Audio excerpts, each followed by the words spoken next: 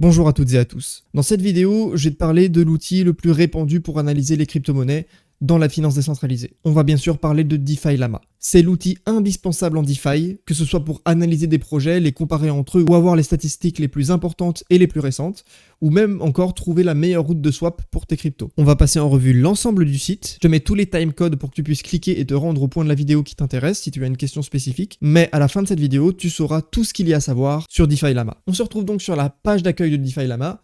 Et comme tu peux le voir, il y a beaucoup de chiffres, il y a beaucoup de pourcentages, il y a aussi des courbes. On va passer en revue tout ça parce que ça peut faire un petit peu peur au premier abord. Premièrement, tu peux voir une valeur ici qu'on appelle la Total Value Locked, qui est donc la valeur totale bloquée dans les smart contracts. Ici, on est sur du 85 milliards, c'est ce qui représente grosso modo tout ce qui est bloqué dans les smart contracts de tout l'écosystème crypto. Tu retrouves notamment ici la courbe qui correspond à ce montant et tu peux suivre son évolution qui suit le prix général des cryptos puisque évidemment plus le prix baisse, plus la TVL baisse puisqu'ici elle est exprimée en dollars. Tu retrouves aussi ici tous les plus gros protocoles de l'écosystème avec leur TVL respective, leurs catégories respectives, mais on reviendra sur ces protocoles un petit peu plus tard puisqu'il y a des onglets dédiés à ça. Pour bien comprendre ce qu'est la TVL, par exemple, quand je viens déposer de l'Ether sur Lido Finance pour obtenir du STETH en échange, j'augmente la TVL du projet puisque les Ethers que je dépose sont dans les smart contracts de Lido. Si tu veux avoir des infos sur une blockchain en particulier, tu peux cliquer dessus directement ici. Si je veux par exemple des infos spécifiques à Arbitrum, je clique sur Arbitrum et ici, il va nous dire combien de valeur totale il est bloqué dans les smart contracts sur la blockchain Arbitrum, ainsi que les plus gros protocoles qui sont disponibles sur cette blockchain. C'est pareil pour toutes les blockchains, y compris Solana, y compris Tron, enfin toutes les blockchains quoi. Pour comparer toutes les blockchains entre elles, tu as un onglet qui le fait très bien, c'est tout simplement l'onglet Chain. Ici, ça va servir à comparer les statistiques générales de plus ou moins toutes les blockchains qui existent sur le marché.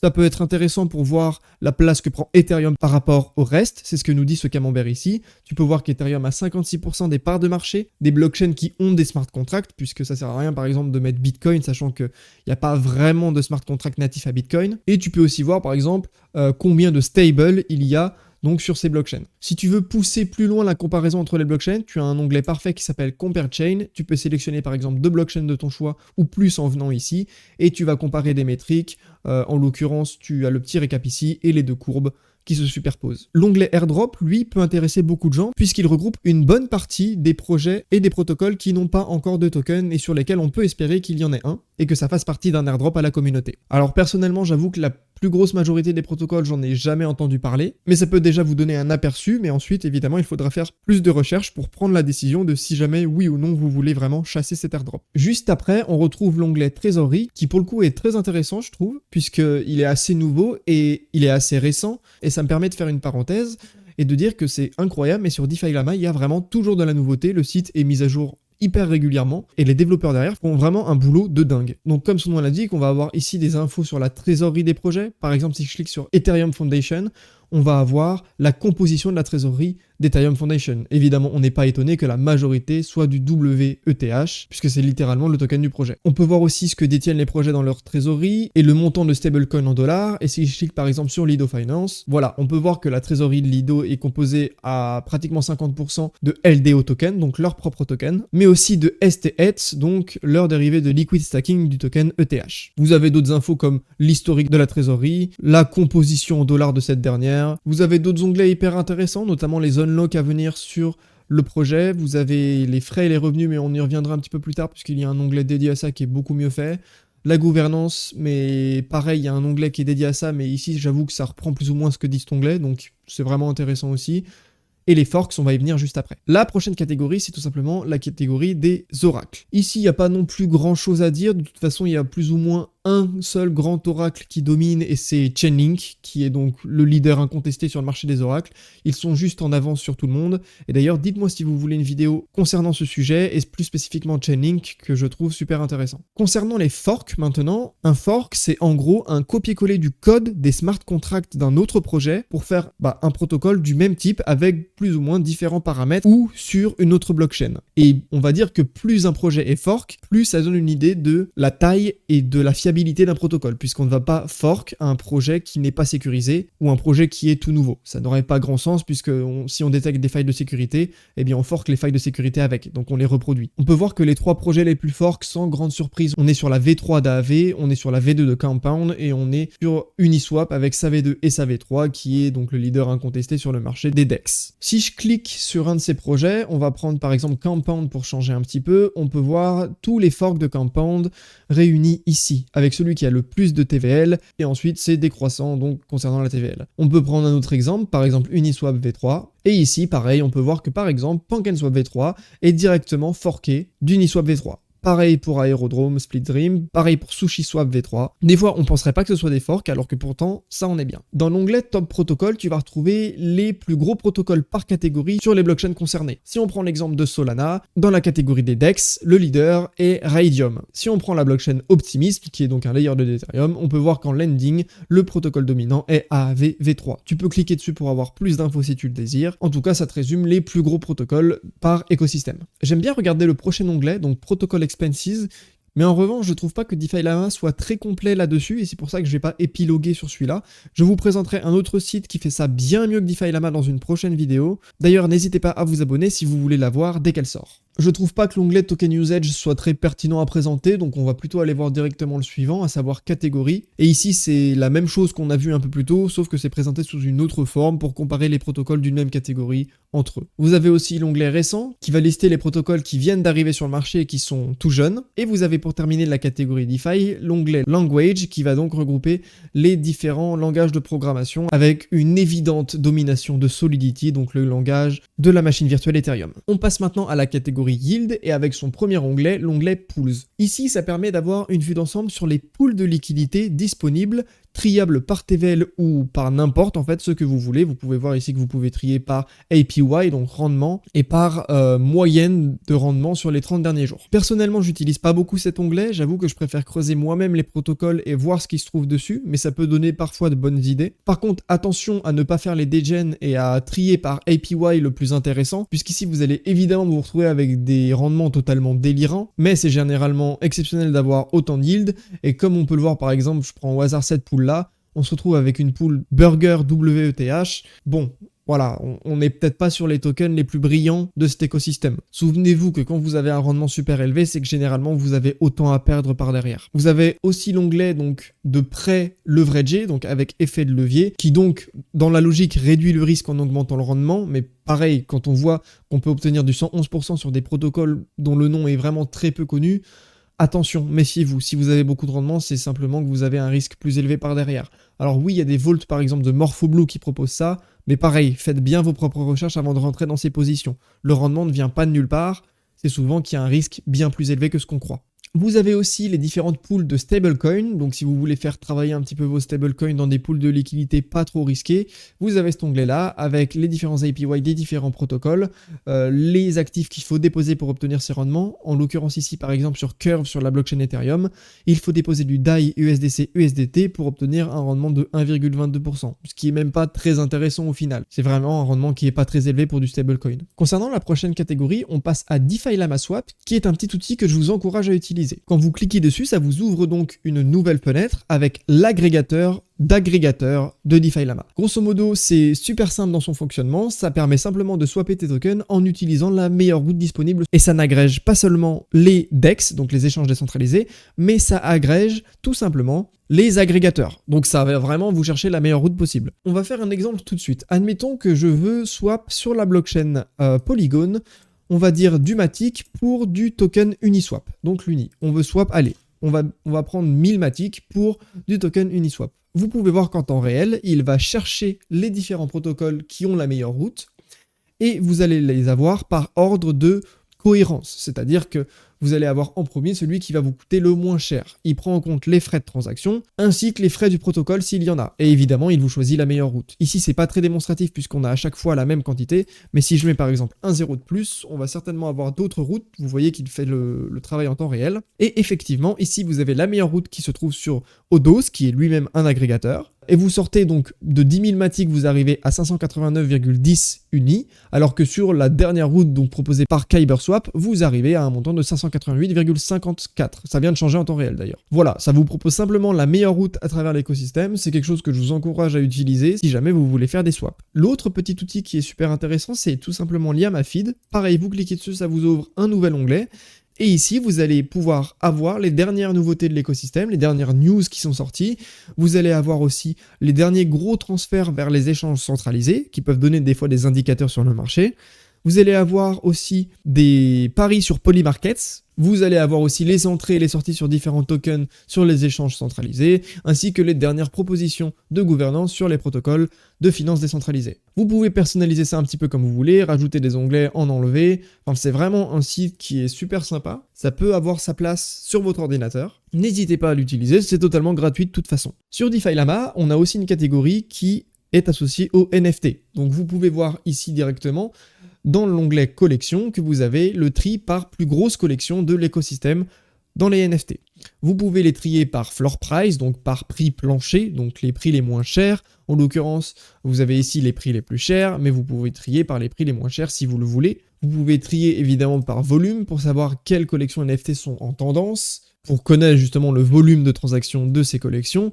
Vous pouvez trier par vente dans le dernier jour pour voir quelles collections sont en tendance. Par exemple, ici on a YogaPets, si je clique dessus, voilà, on a différentes infos comme le floor price, le volume, la supply totale qui peut être intéressante, et d'autres graphiques que vous pouvez regarder avec attention. En revanche, je viens de me faire la réflexion pendant que je vous présentais ça, mais j'ai l'impression que c'est principalement des collections qui sont sur Ethereum, et pas sur les Layer 2. Donc ouais, ça peut être bien si vous voulez vous renseigner sur les collections d'Ethereum, mais bon, elles sont quand même vachement chères, on va pas se mentir. Concernant l'onglet Marketplace, vous avez ici le récap des meilleures places de marché concernant les NFT, avec chacune leur part de marché, leur volume respectif, et les trades qu'il y a eu sur ces différentes marketplaces. On peut voir que Blur a dépassé OpenSea depuis un petit moment déjà. Et enfin, vous avez l'onglet Earnings qui donc vous définit combien ont gagné les projets, que ce soit via leur levée de fonds grâce au paiement des mints que l'on a fait sur la collection, mais aussi les royalties. Donc par exemple, quand vous échangez des NFT, ils prennent en général un petit pourcentage sur chaque échange. Donc ça constitue des frais et donc c'est retranscrit ici. DeFi Lama, c'est pas non plus la référence pour ce qui est des NFT. Peut-être que je vous enverrai une vidéo sur le futur pour vous présenter de meilleures plateformes, puisqu'ici c'est vrai qu'on a quand même relativement peu d'informations. Concernant l'onglet Unlock, pareil, vous avez un site qui fait ça beaucoup mieux, que je vous présenterai certainement dans une prochaine vidéo. Ça peut vous donner une idée, mais voilà, c'est pas l'interface le plus smooth que je connaisse. La catégorie Borrow Aggregator va surtout servir à ceux qui veulent emprunter des crypto-monnaies. Si par exemple je viens déposer du WSTETH et que je veux faire une boucle avec par exemple du stablecoin, donc je veux emprunter n'importe quel stablecoin en dollars. Il va tout simplement me calculer ici les meilleures routes, celles qui coûtent le moins cher, sur différentes blockchains. Donc vous avez deux onglets Safe et Degen. Safe utilisant des protocoles qui sont plutôt bien réputé. Vous pouvez voir qu'ici le moins cher en l'occurrence c'est AAVV3 sur Scroll. Si vous venez déposer du WSTETH pour emprunter des stablecoins, vous payerez pas beaucoup, vous payerez 0,22% par an pour emprunter vos stablecoins. Vous avez l'onglet Degen qui lui va résumer des routes un petit peu plus exotiques, notamment des voltomorphos qui des fois sont critiquables, on va dire, mais ça permet d'avoir une idée de la route qui permet de payer le moins pour emprunter des stablecoins. Ou toute autre crypto que vous voulez emprunter, c'est à vous de choisir celle que vous désirez borrow. L'onglet CEX Transparency, ça va tout simplement être la transparence des échanges centralisés, avec notamment le nombre d'actifs qu'ils ont directement sur la plateforme, le volume qu'ils font en spot, le levier moyen utilisé par les utilisateurs. Ça peut être intéressant comme métrique. C'est vrai que je ne l'ai pas beaucoup utilisé, mais on se dit que des fois ça peut être quand même pas mal intéressant pour savoir si le marché est plutôt dégène ou plutôt safe. En l'occurrence, 0,19 de levier sur Binance, on est plutôt sur quelque chose de safe, c'est pas un levier qui est démesuré. En revanche, si on regarde ici par exemple, on est sur du budget, le levier est en x4. x4, c'est vraiment pas un petit levier pour le coup. Donc il y a potentiellement des positions qui vont se faire liquider sur budget. Ça peut donner une idée comme ça. L'onglet Bridge, lui, va servir à comparer les différents ponts pour passer d'une blockchain à une autre. On va avoir les bridges natifs comme Arbitrum qui permet vraiment de passer ces Ethers de la blockchain Ethereum à la blockchain Arbitrum. On peut par exemple voir quels sont les plus utilisés en nombre de transactions ou en volume. Identiquement aux autres catégories, on peut comparer par blockchain avec la crypto qui est le plus déposée sur telle ou telle blockchain et le net flow sur les dernières 24 heures. L'onglet suivant, c'est l'onglet gouvernance. Il est assez nouveau et il fonctionne pas très bien, je dois le dire, puisque quand on clique sur les petites flèches à côté des projets, on a tout simplement rien qui se déroule. Donc c'est dommage. Mais si je clique par exemple sur n'importe quel projet, je vais prendre AAV ici, vous avez les différentes propositions qui sont actives, les propositions qui sont fermées, les dates de commencement et les dates de fin, et les pourcentages de vote, etc. Enfin, c'est plutôt plutôt bien fait quand on clique sur les projets pour avoir les infos dessus.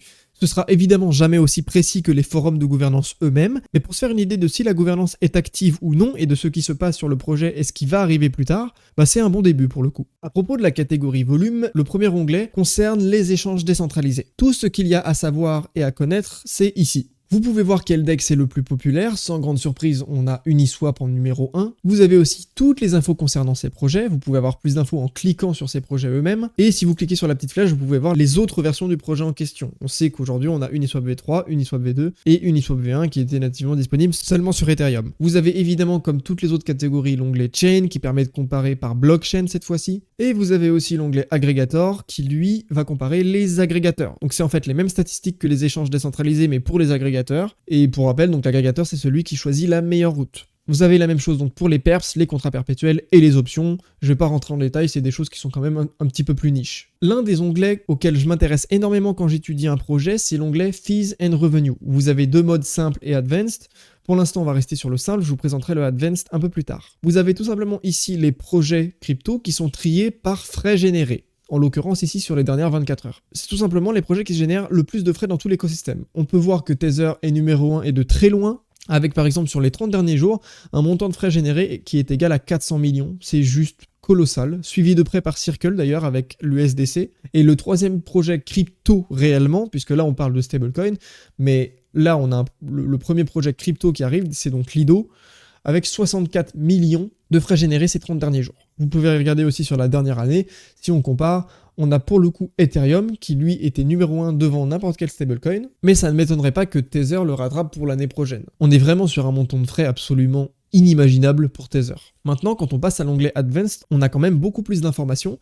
On a notamment une colonne en plus qui s'appelle Revenus. Et là, il faut bien différencier ce que sont les frais de ce que sont les revenus. Ce n'est pas la même chose, du moins c'est pas comptabilisé comme la même chose. Par exemple, quand on parle d'Ethereum, la colonne frais correspond aux frais payés par les utilisateurs de la blockchain, puisque je vous apprends rien, mais pour faire une transaction, il faut payer du gaz. C'est comme ça que ça marche. Quant à lui, l'onglet Revenus va prendre en compte les jetons burnés à chaque transaction, puisque si vous ne le savez pas, à chaque fois qu'on fait une transaction sur la blockchain Ethereum, il y a un pourcentage des frais payés qui sont burnés, qui disparaissent de la circulation. Alors plus Ethereum est utilisé, plus c'est vrai, plus on va burner de jetons, moins Ethereum l'est, et autant dire que les dernières semaines il ne l'est pas beaucoup, moins on va burner. Et parfois on ne burne même pas en fait, quand les frais de transaction sont trop peu chers. L'onglet Raise, lui, va recenser les dernières levées de fonds qui ont eu lieu dans l'écosystème.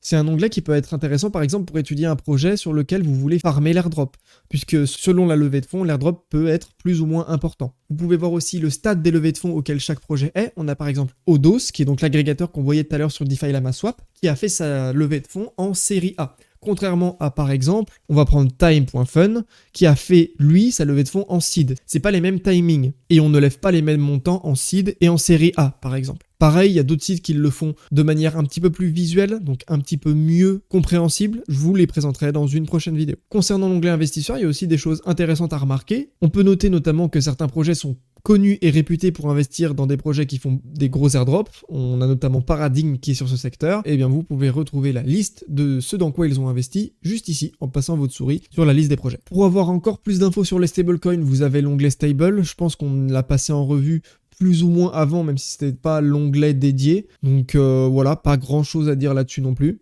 Les hacks, je pense que c'est assez explicite. C'est tout simplement les derniers hacks qui ont eu lieu dans l'écosystème crypto. Vous retrouvez la classification de ces derniers, vous retrouvez la technique utilisée pour le hack et vous pouvez retrouver notamment le montant perdu. On a notamment le hack de Penpy dont j'ai parlé sur Twitter puisqu'il a affecté les utilisateurs de Nimbora sur la pool du NPSTETH sur leur protocole à hauteur de 27 millions. J'ai personnellement été impacté, même si c'était pas une énorme somme pour moi, bah quand même. C'est toujours chiant de se faire drainer des fonds, mais là, ils vont mettre en place un plan pour rembourser les utilisateurs dans les prochaines semaines. Donc on verra comment ça va. Sur Twitter, je vous ferai une petite news si jamais on a du nouveau. Vous pouvez comparer aussi les différents protocoles de liquid stacking d'Ethereum. C'est l'onglet ETH Liquid Staking.